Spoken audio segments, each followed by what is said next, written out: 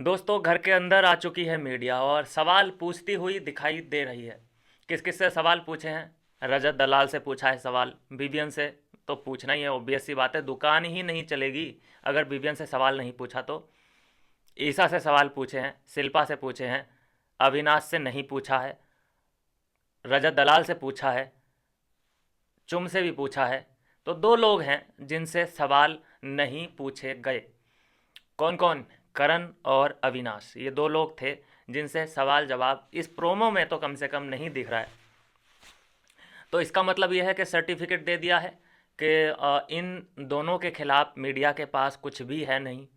और पहली बात कि मीडिया को इतना भाव देने की ज़रूरत नहीं है। ये ज़रूरी नहीं है, कॉन्ट्रैक्ट में ऐसा कहीं नहीं लिखा होगा कि तुम्हें हर सवाल का जवाब देना ही देना है। देखो, मीडिया आई है, वो अपना काम, अपना मसाला लेने आई है। वो तुम चाहते हो, तुमसे वो चाहती है या कोई रिपोर्टर चाहता होगा कि तुम अंट संट कुछ भी जवाब दे दो। इसीलिए वो तुम्हारी दुखती रग पे हाथ रख रहे हैं। जैसे वो एक यूट्यूबर भी है जो पतला दुबला सा है, लड़का है कि वो लड़की है, पता नहीं कौन है वो। रजत दलाल को टारगेट किया है उसने कि पाड़ दूंगा, ये कर दूंगा, धमकियां देते हो भगवान।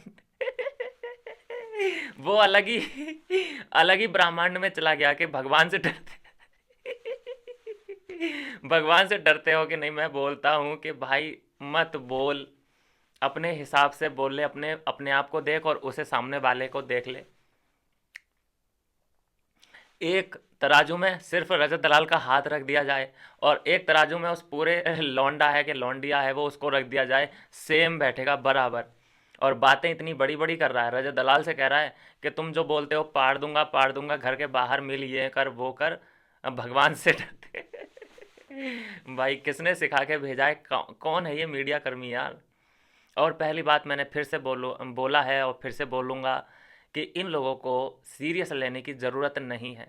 जितना तुम इनके सवालों में उलझोगे, जितना तुम अपने आप को डिफेंड करने की कोशिश करोगे, उतना ही दलदल में फंसते जाओगे। मैंने कितनी ही बार बोला है, सवालों का जवाब देना बंद कर दो। मैंने एक बात इस सीज़न में सीखी है, जो मैं देखता हूँ ना कि कोई सवाल कर रहा है, वो बेढंगा आदमी है, 10 उस पर एलिगेशन लगे हुए हैं, खुद उसकी समाज में इज्जत नहीं है, लेकिन अगर वो किसी से सवाल कर देता है तो उसे लोग आंसर देने लगते हैं, सफाई देने लगते हैं, जैसे कि वो जज हो और तुम मुजरिम। तो ये जो मीडिया गई है, ये पहले तो अपनी रैंक सुधारे, फिर ये सवाल जवाब करने। वो आंटी बड़ी, मुझे दिख रहा था, उत्तेजित लग रही थी वो आंटी। ईशा तुम्हें क्या बोले हम? ईशा बोलें कि चुगली आंटी बोलें, मतलब वही जो है ना, मनोरंजन से जो भी जाता है वो यही सवाल करता है, क्योंकि ये सब नैरेटिव उधर से ही आते हैं। कमेंट मुझे भी आते हैं कि हाँ भाई चुगली गैंग, भाई खुश रहो तुम। चुगली गैंग कह के तुम अपने आप को सेटिस्फाई रखो। कह रहे तू तो चुगली गैंग, अरे भाई मेरे, तू खुश है ना? बोल लिया, तू खुश भी हो गया, और बोल, 10 कमेंट और लिख। और ऐसा ही किया है, वो अंदर गई है। उधर के मीडिया कर्मी जो है ना, दो लोग जो यूट्यूब पे दुकान खोल के बैठे हैं, इनके भी लोग हैं वो। तो इन्होंने बीच में ही लोग अपने भेजे हैं कि ये सवाल करना, ईसा को टारगेट करना, विवियन को करना, अविनाश को करना। बड़े चालू लोग हैं भाई, बड़े चालू। ये जो चुगली आंटी गई है, जो कह रही है ईशा तुम्हें हम क्या बुलाएं, चुगली ईशा बुलाए कि चुगली गैंग बुलाए? दोस्तों, मैं बोल रहा हूँ कि इसका मैं अगर बायोडाटा निकालूंगा तो ये इधर से ही कनेक्शन निकलेगा। ये दो दुकानें जो खुली हुई हैं यूट्यूब पे, यहीं से कहीं ना कहीं से कनेक्शन मिल जाएगा इसका। कैसे इसने एक्यूरेट वही सवाल, भाई वो सुन चुकी है, वो वाला सीन ख़त्म हो चुका है, लेकिन अपनी आत्मा को भी तो सेटिस्फाई करना है इन लोगों को। और ये मीडिया, इनको सवाल का जवाब चाहिए, पहले ही अपनी रैंक सुधारें। 180 देशों में अपना जो इंडिया का नंबर है वो आता है 159 रैंक पे हैं अपन लोग। 140-45 करोड़ हम, पूरे भारत के, इतनी बड़ी जनसंख्या और हमारा विशाल मीडिया, हमारा रैंक कहाँ पे है? 159 पे पड़े हैं अपन। नंबर 1 पे कौन कौन होगा? अमेरिका, यूरोप के कई देश। तो पहले तो इन्हें अपना रैंक, लगभग मैं मानता हूँ कि इन्हें टॉप 100 में तो आना ही चाहिए। तो पहले तो अपनी रैंक, पहले इनकी खुद की औकात नहीं है। ये क्या सवाल करेंगे भाई? उल्टा इनसे सवाल करना चाहिए कि मैडम आपकी रैंक क्या है, मीडिया की रैंक बता दो। कितने देशों में आपका कितने देश हैं जो मीडिया चलाते हैं और आपकी क्या रैंक है?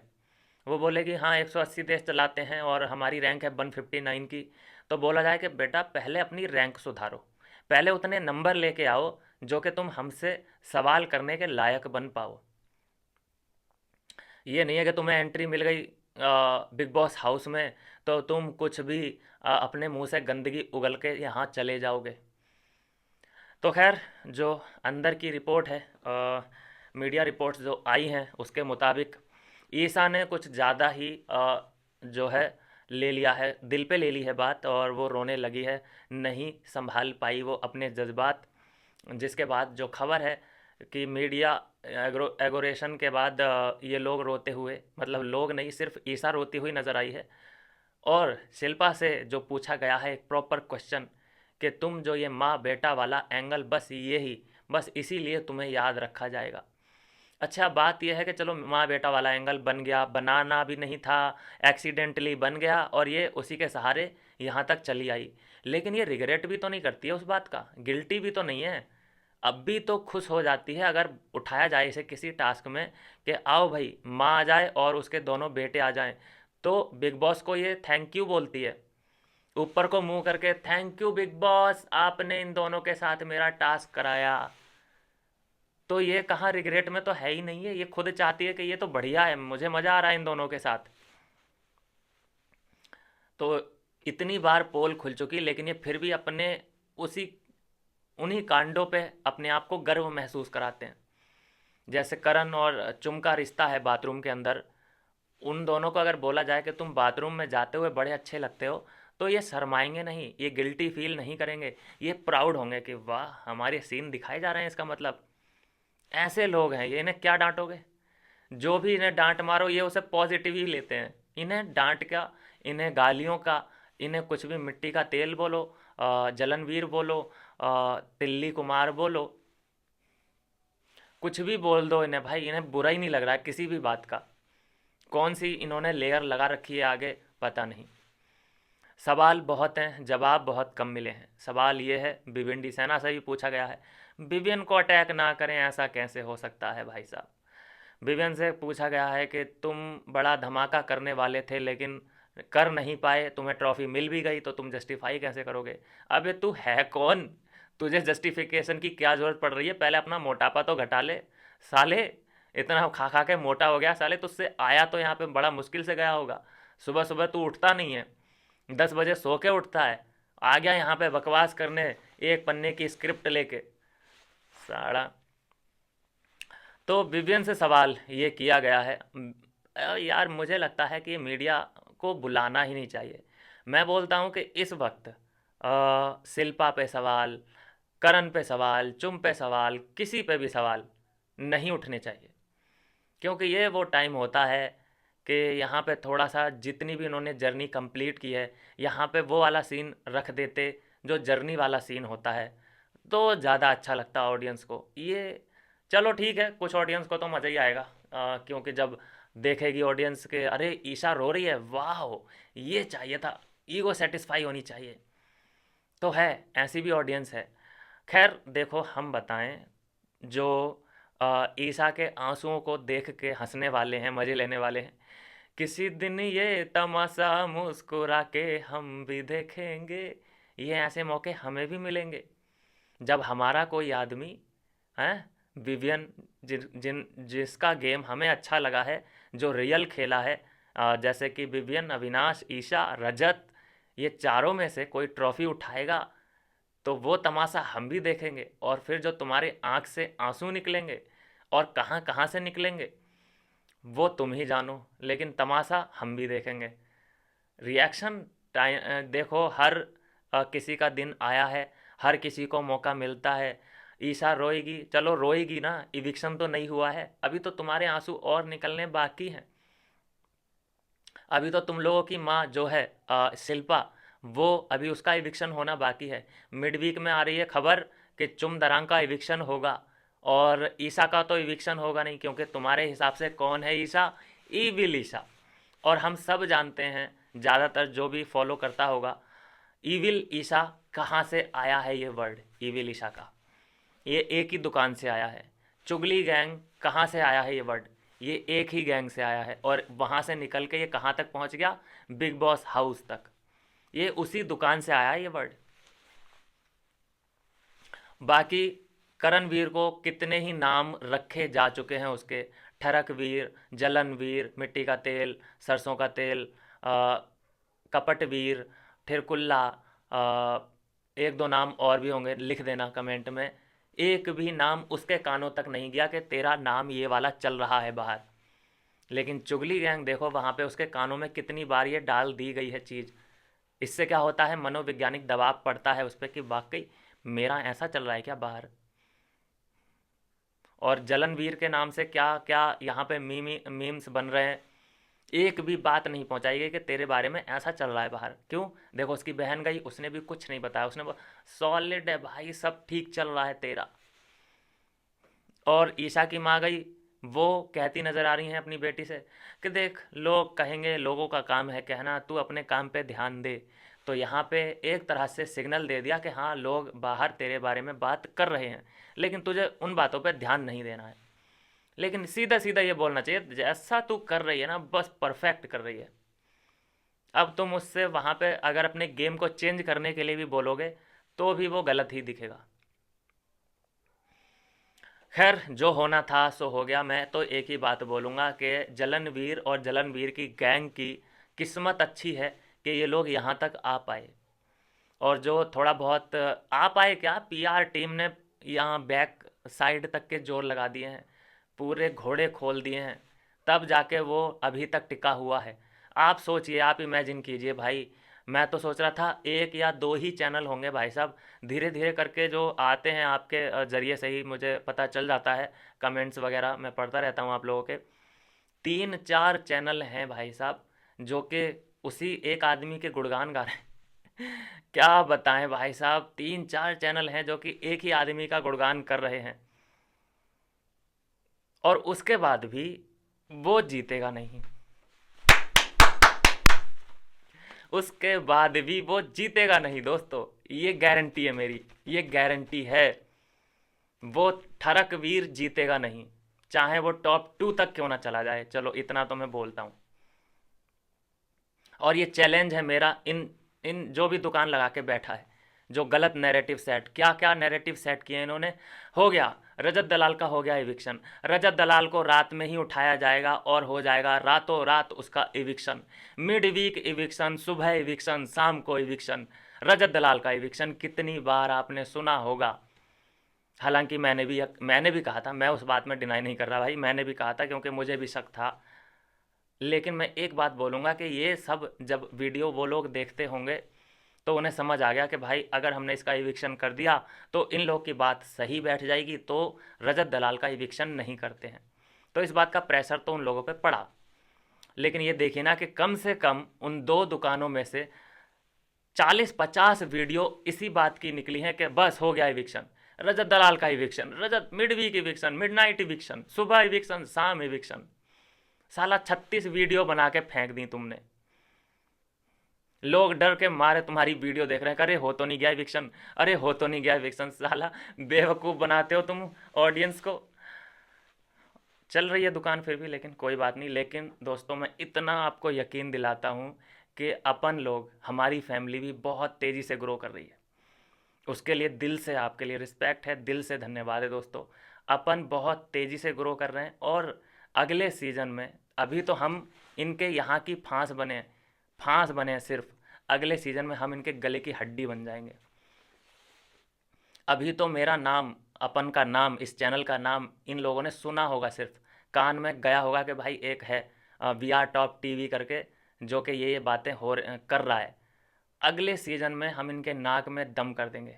अभी जो ये बायसनेस दिखा रहे हैं ना, अगले सीज़न में हम सीधे सीधे इनसे टक्कर ले पाएंगे, क्योंकि अपन बहुत ग्रोइंग, जैसे ये अपना नेशन, अपना देश, अपना भारत है ना, हम तेज़ी से ग्रो करने वाली कंट्री हैं इस वक्त, वैसे ही ये हमारा जो चैनल है, हमारा परिवार है, बहुत तेज़ी से ग्रो कर रहा है।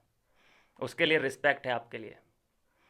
और दोस्तों मैं तो बोलता हूँ, अब ये लोग क्या नैरेटिव, इनका क्या है सीन, ये किसको सपोर्ट कर रहे हैं? करणवीर को भाई, जलनवीर, ठरकवीर, उसके चुम्मे को इन्होंने जस्टिफाई कर दिया।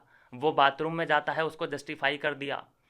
वो लड़कियों को नीचे गिराता है, उसकी जो चुम है वो लड़कियों के बाल पकड़ के खींचती है, वो जस्टिफाई कर दिया। लेकिन ये वो जस्टिफाई नहीं कर पा रहे हैं कि जो चुम के चोट लग गई यहाँ पे, विवियन को इन लोगों ने गलत ठहरा दिया कि अरे विवियन एग्रेशन दिखा रहा था, लड़की पे ये कैसे कर रहा है। तो इनकी नज़र में सारा लड़की नहीं है, ईशा लड़की नहीं है, घर की कोई भी लड़की लड़की नहीं है, बस इनके लिए चुम लड़की है। जबकि चुम लड़की नहीं, मैं उसको लड़का मानता हूँ भाई, जो उसके अंदर एनर्जी है, जो पोटेंशियल है। लेकिन क्योंकि अपना ही बालक सबको अपना बालक ही सबको सबसे अच्छा लगता है, सबसे प्यारा क्यूट लगता है, सबसे नाजुक भी लगता है कि इसके चोट ना लग जाए। तो ऐसा इन लोगों ने बिहेव किया है। गेम कुछ भी नहीं है उन दोनों का। गेम के नाम पे 1.5 महीने उसने रेस्ट किया है। खुद आज कृष्णा बोल के गया ना कि कोने कोने में बैठा रहा, ये कोने कोने में पकाया जाएगा इस डिश को। तो 1.5 महीने तक जिसने घर के अंदर रेस्ट किया है, और ये इल्ज़ाम आपने बग्गा के ऊपर भी लगा लगा के उसे बाहर निकाल दिया। तो तुम पे भी तो यही इल्ज़ाम था कि तुम कोने कोने में बैठ के बिग बॉस देख रहे हो अंदर, तो तुम क्यों नहीं निकले? तो तुम नहीं निकले क्योंकि तुम्हारे लिए फिर सपोर्ट चालू हुआ। तुम्हारा दोस्त आया, तुम्हारी बहन आई, तुम्हारी दोस्त आई, 3-4 लोग आए, फराह खान को आना पड़ा। पता नहीं फराह खान को तो क्यों ही बुलाया गया होगा भाई साहब। वो तो टोटल इसी के ऊपर शो बना के चली गई, द करण मेहरा शो। अजी घंटा मेरा करणवीर मेहरा शो। इतने ज़्यादा पापड़ बेले हैं तब जाके इन, और उसके बाद भी चलो जो घर के वहाँ पे स्टेज पे जा रहा है वो अलग है, लेकिन ये 2-3 दुकानें जो चल रही हैं करणवीर के नाम से, इनका सपोर्ट भी तो बहुत तगड़ा है। मैं कम थोड़ी मानता हूँ इनको भाई, बहुत तगड़ा सपोर्ट। उसके बाद भी उसे ट्रॉफी नहीं मिलेगी। कितनी बड़ी रिलैक्सिंग और ये खुशी की बात है दोस्तों कि इन सब के बावजूद भी उस जलनवीर को ट्रॉफी नहीं मिलेगी। ये फीलिंग है मेरी, कोई वो नहीं है कि मतलब मैं भविष्यवाणी कर रहा हूँ, ऐसा कुछ नहीं, फीलिंग है मेरी। और मेरी प्रिडिक्शन कह सकते हैं आप इसको। और मैंने देखा है कि इस सीज़न में जितने भी मैंने प्रिडिक्शन किए हैं, लगभग 95% का एक्यूरेट एकदम डिसीजन आया है, एकदम सही बैठे हैं। तो मज़ा बहुत आएगा इन लोगों की। अभी तो ये घंटियाँ बजा रहे हैं, इनके तो घंटे बजेंगे यहाँ पे बांध के ना इनके घंटा बजाया जाएगा, एक रस्सी डाली जाएगी इनके गले में। लेकिन वो अगले सीज़न में डालेंगे अपन, इस सीज़न में थोड़ा ग्रो कर लेते हैं। सब कुछ उसका भाई साहब, सब कुछ जस्टिफिकेशन है इनके पास। एक भी मुद्दा उसका बनने नहीं दिया। लड़कियों ने इतना मुद्दा बनाने की कोशिश करी, लेकिन उसका ना इन्हें ओवर कॉन्फिडेंट दिखा, जो ओवर कॉन्फिडेंस दिखा रहा था वो, ना वो दिखा कि जो उसने सारा को गिराया, ना इन लोगों को वो दिखा जो उसने पूल में रजत दलाल को गिराया था। सब जस्टिफाई कर दिया इन लोगों ने। बस गलतियाँ किसकी हैं? विवियन की गलती है, अविनाश की है, ईशा की है, एलिस की भी है। एलिस की इसलिए है क्योंकि वो बैठी रहती थी, कुछ करती नहीं थी, कंटेंट नहीं देती थी। अबे बैठा तो ये भी रहता था। तो वो बैठे बैठे वहाँ पे गलत हो गई एलिस, और ये बैठे बैठे हीरो बन गया, सही हो गया। वाह रे वाह, दोगले दुकानों वालों वाह। बात यह है कि अभी अपन ग्रो कर रहे हैं, अभी अपन की फैमिली बड़ी हो रही है, बस थोड़ा सा ग्रो और हो जाए, फिर देखते हैं। अच्छे भाई मैं बोल रहा हूँ कि यूट्यूब की इस जर्नी में, अभी तो ये सीज़न अपन 2 ही कवर किए हैं, आने वाले जितने भी सीज़न हैं अपन इनकी टक्कर पे ही खड़े होंगे, 1-2 सीज़न में ही इनकी टक्कर पे।